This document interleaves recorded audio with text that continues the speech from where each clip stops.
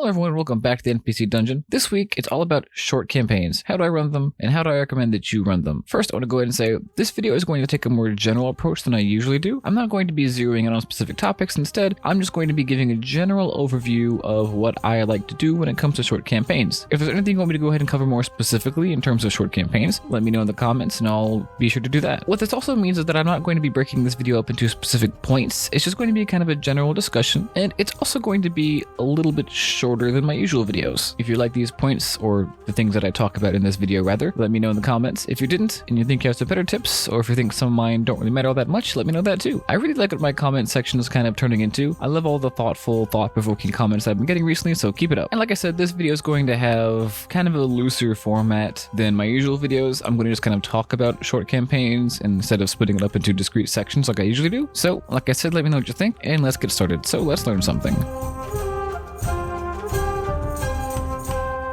Shorter campaigns are both easier and more difficult than a traditional, longer form style of campaign at the same time somehow. It's certainly less to plan for, but you also have to make sure that your players feel like they have agency even though you have less going on. Obviously, the plot is going to be more linear than in a longer campaign style, as it is important to manage your time well in this shorter campaign, so the story itself doesn't derail, and so that it remains a shorter campaign. But how can you balance all this? How can you maintain player agency while keeping everything on track? Well, those of you who have seen my episodes on how I come up with encounters and then structure encounters, links below and cards above if you're curious, you'll know that I like to start with a location, and the same thing goes here. It's a lot easier if you think about the campaign as something taking place in either one setting or a select few settings that the players end up switching between. For example, if you want to run a murder mystery with a lot of twists and turns, you might have it all take place in a single village. You could have it all be like an escape room in a creepy mansion if you want to run that kind of game. You might even have everything happen pretty much in the same dungeon. That's kind of what I did in the Campaign 3 story that I'm telling right now. Again, link below and card above if you want to watch that one. But the setting isn't the only thing that you might want to handle on. With the more linear style, there's nothing wrong with sticking to tried and true tropes. You might make a dungeon with a puzzle room, a moral dilemma, and a boss fight, and string them together with whatever narrative you want to tell and call it a day. I usually start with that, with some kind of bare bones structure based on the encounters that I want to run, and then use those like puzzle pieces to try to make a story, filling in the blanks with my own creativity. But I don't just use my own thoughts. Remember when I said earlier that I also want to give my players freedom and agency? Well, here's one of the ways that I do that. My players may not have as much freedom as they would in a typical campaign, but I kind of front load the story with all their backstory information. By that I mean, I have my bare concept, but I don't really come up with much other than that and encounters until I have their backstories. I build the plot around my players so that they are built into it and will be more motivated to make decisions. And besides, this dichotomy doesn't even really exist. Just because the players probably won't change the entire direction of the story doesn't mean they don't have freedom. As I said, there's not really a dichotomy here. You have all your plot points figured out, sure, but just like I said earlier, but how they get from point to point is completely up to them. Let's say they're in an escape room. The order they find out the puzzles is up to them. If they have a murder mystery in a village, they may choose to break into a suspect's house or lure them out.